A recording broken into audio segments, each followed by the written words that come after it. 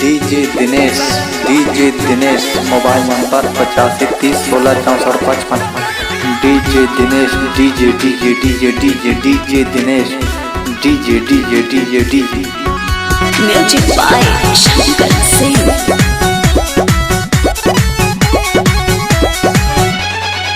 कादोनी गाजुर माजुर फोनवे में बोलता, डरता करे जाई मन हमर डोलता।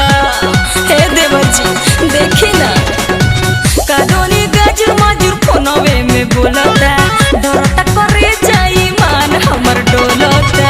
धराइबू तो हम देखें।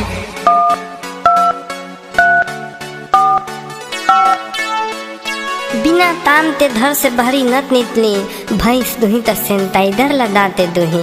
बिना दाबी लगाते धर से भरी मत नितनी, थोथुन मत न तो उठा ले दाई।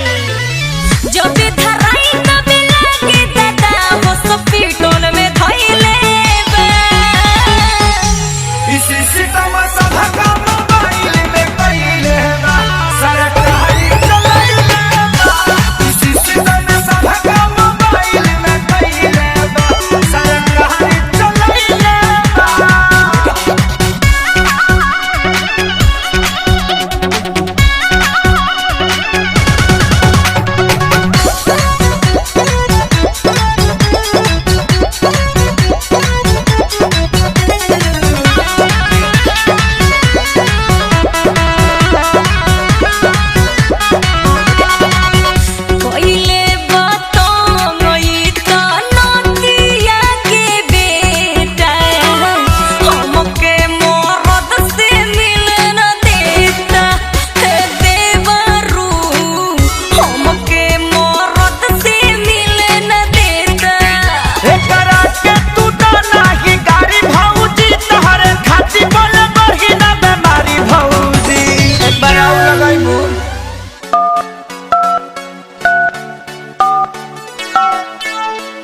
कोविड-19 से बचे के लिए आहा सब घरे में रहू।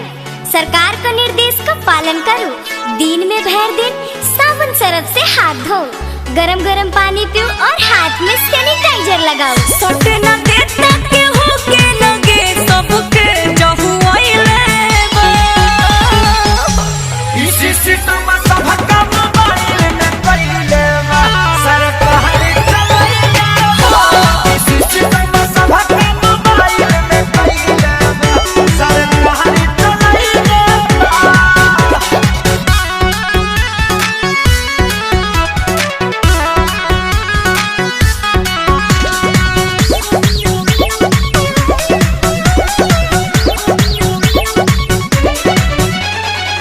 सैया पवन से मिलती मन करे मोरा, इहे बनल बाटे रोड़ा। ए देवर जी इहे बनल बाटे रोड़ा। कहतानी जनरेशन कर थोड़ा भौजी, भैया आ जाई है धाली हमारा भौजी। लास्ट पर लगाओ तो উড়ি বাবা কোভিড-19 থাকে বাঁচা জনে নিজে বাড়ি থাকুন, না হলে গন্ডগোল হয়ে যাবে। নিজেকে সাফ রাখুন। এইখানে বিনা কাম के ना আসবো, নাই তো পুলিশ ধাসবো। থথুন মত না তো উঠালে দাই।